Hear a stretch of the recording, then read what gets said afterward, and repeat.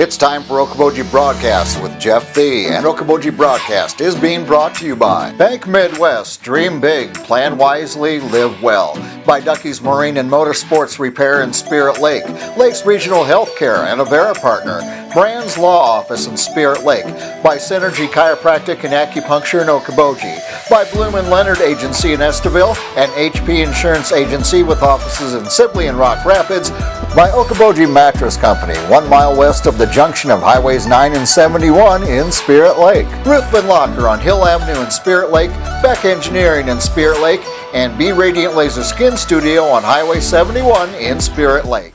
Welcome to Okoboji Broadcast, everybody. Overcast day here in the Iowa Great Lakes. Got someone who's going to bring us a little sunshine. It's Michael Ehret. He's the Dickinson County Emergency Management Coordinator. Hey, Michael, thanks for joining us today. You bet. Thanks for having me. Recent weeks, Governor Reynolds has started to slowly and hopefully carefully reopen the state. We've certainly seen, I've seen quite a bit of traffic and so forth on the weekends here in the Iowa Great Lakes, which normally is normal, to say the least. How do you think that as things have started to reopen businesses and so forth, how do you think Dickinson County has fared up to this point? Well, in terms of our case count, our confirmed cases were still low, which is a good thing. Yeah. It's having everybody around and coming in for the summer and the season is, it makes you a little nervous. Not sure where anybody's been and so forth and what they may or may not be bringing here from where they're from. But, yeah. We've tried to do our best to get the word out to people and tell them what they should and shouldn't do. And we just hope that they're doing that. And we know not everybody will, but we hope most will. And hopefully we can continue our trend of low case counts here in the county. Yeah, indeed. And it certainly takes people being cognizant of taking those precautions, whether it's continuing to wear a mask in public and staying 6 feet away at least. And businesses are taking their part as well. So hopefully, as we do that and we get our visitors here in the summertime, Dickinson County continues to be strong in that area. Recently, I think it was last week at Dickinson County Board of Supervisors, Chairman Bill Leopold announced a three-phase approach to reopening and safely, carefully again for the Dickinson County Courthouse, but to get things opened up eventually. Tell us about that three-prong effect or three-prong attack. Sure. So the first phase, which has a tentative date of June 3rd, is going to be basically if you need to come to the courthouse, it's going to be by appointment only. So you'll need to call the office that you need to see. They'll set up a time for you to come in, and then they'll greet you at the door. You have to go through a screening. They'll ask a series of questions, take your temperature, right? Make sure all that checks out. Assuming it does, then you'll be led into the building. You'll be escorted to that office, conduct whatever business you need to conduct, and then when it's completed, you'll be escorted back out the west door there and allowed to be on your way. So, is that quote unquote. Mike, is that singularly? Is that like one person at a time, hopefully?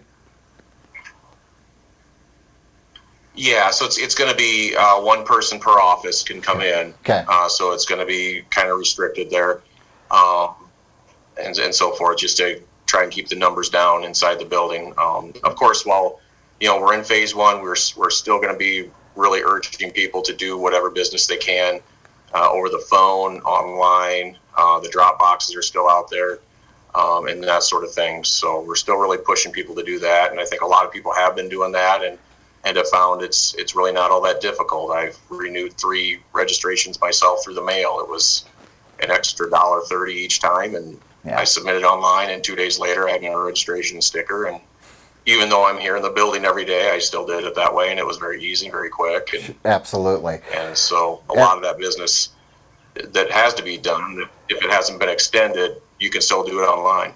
Yeah, and that's a big tip of the hat to all the department heads and county employees there in the courthouse that have kept things running with the doors shut. So, and how about precautions for employees as of June 3rd? What are they going to be doing to stay safe, Mike?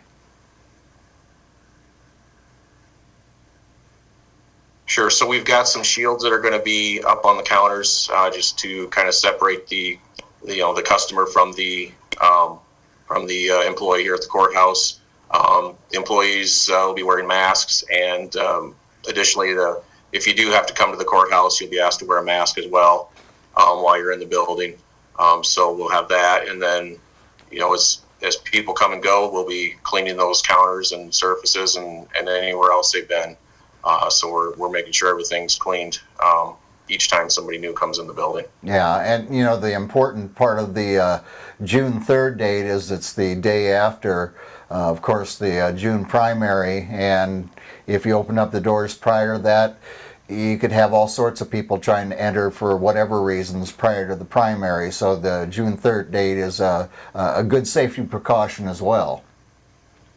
Right. We didn't want to confuse the public because we're still doing the voting across the street at the garage over there. And then we didn't want to open early and then have folks think that the courthouse was open for voting. And we just felt it would cause a lot of confusion. And so we opted to just wait until the election was done and over with before we kind of opened the doors, so to speak, to the courthouse. Right. So these precautions take effect on June 3rd. That's a Wednesday. Now, as far as we move into phase 2, I know there's no time set as we move forward. It's as things are seen, as the changes continue and whether we continue to flatten the curve and so forth. But as we do get to the second phase, what is that going to look like? So phase 2 will be a little more open. You won't need an appointment, but you'll be able to come into the building. Our plan right now is to have somebody stationed at the front door to just do a quick screen of people that are coming in. It'll just be a quick temperature check and maybe a question or two, and then they'll be on their way. We'll have limits to the number of people that can be in each office, and that's just determined by how big their entry area is. Sure. So the offices with the bigger counters, like say the auditor and the treasurer, they could have 2 people there. Some of the smaller offices, like the sheriff's office, for example, will be just 1 person in that area. Right. So it just depends on how big the area is, to keep that 6-foot separation. But it'll be able to come and go a little more easier in and out of the building than phase 1. But right. Like you said, we don't know when phase 2 will happen. It might be weeks, it might be months. It's just going to depend on how everything goes here in the county and the region. Yeah, keeping a kind of technically a pulse of the county and see how we're doing at that point. And phase 3, I take it, is kind of returning things to normal business as they were prior to March. And but when you say you don't know when phase 2 may take effect, phase 3 could be quite a ways down the road. Yeah, phase 3 could really be many months away. We don't know. Just like I said, for phase 2, it's just going to depend on how this whole virus and everything progresses. But the plan's there, and hopefully we can get there sooner than later. But we'll do what we have to do in the meantime to keep our employees safe and keep the public safe as well. Yes, indeed. And out of curiosity, and this is probably a question better for Sheriff Greg Balloon, but as far as prisoners coming into the jail system, I can only assume that major precautions are being taken when someone is incarcerated. Yeah, absolutely. Since early to mid-March, there's been a policy in place where they get screened before they're even taken out of the squad car. So while they're still in the back seat, they're getting their temperature taken, they're getting questions asked, and then if all that's good, they get a mask if they don't already have one, and then they're brought in and then taken through the booking process. But yes, there's been additional screening steps put into place since, like I say, early to mid-March for the inmates coming in here. Sure.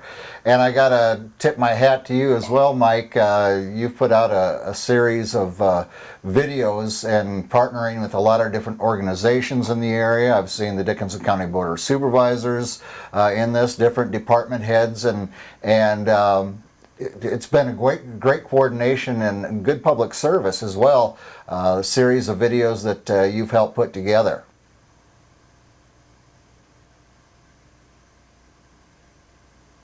Yeah, thank you. And a lot of help with those, of course. Kathy's putting them together, and a huge thank you to everybody that's taken the time to do one of those videos for us.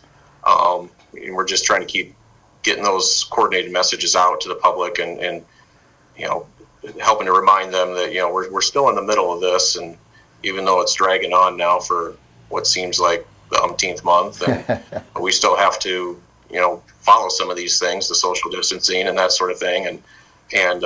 So yeah, I think they've been successful. We've done some other ads, and we've got some businesses in the area that have let us, graciously allowed us to put our graphics on their digital billboards and so forth. And just appreciate everybody that's helped out in that in one way or another. Yes, and an important message when we were talking about our visitors who come to the Iowa Great Lakes in the summertime, and I've heard the message over and over, and it's so true. If you do have a summer home up here and you're coming back to the area, take some time, self-quarantine, make sure you're healthy. And it's a little tougher with our weekend visitors, but I guess the best thing you can say is take those precautions. And if you have been feeling ill or you've been around someone who's feeling ill, stay home. We'll see you next summer, basically. Yeah, yep, absolutely. If you're not feeling well, just stay where you're at. Don't risk getting someone else sick, and so forth, because you don't know where that person needs to. It might work, and where they might take it if they get infected. So yes, just really a time to think about others. If you're not feeling well, it's time to just stay home for a while until you're better. Exactly. Well, Michael, thank you so much for taking time with us. Thank you for all the hard work that you and everybody that you've had to partner with here over the last 2.5, 3 months to help keep Dickinson County safe and keep getting the word out to help keep us safe. So just a big thank you to you and everyone you've worked with. Yeah, thank you. I appreciate that. All right. Michael Ehret has been our guest here. He is, again, the Dickinson County Emergency Management Coordinator. We thank him for taking time with us. We thank you, as always, for watching us right here on Okoboji Broadcast.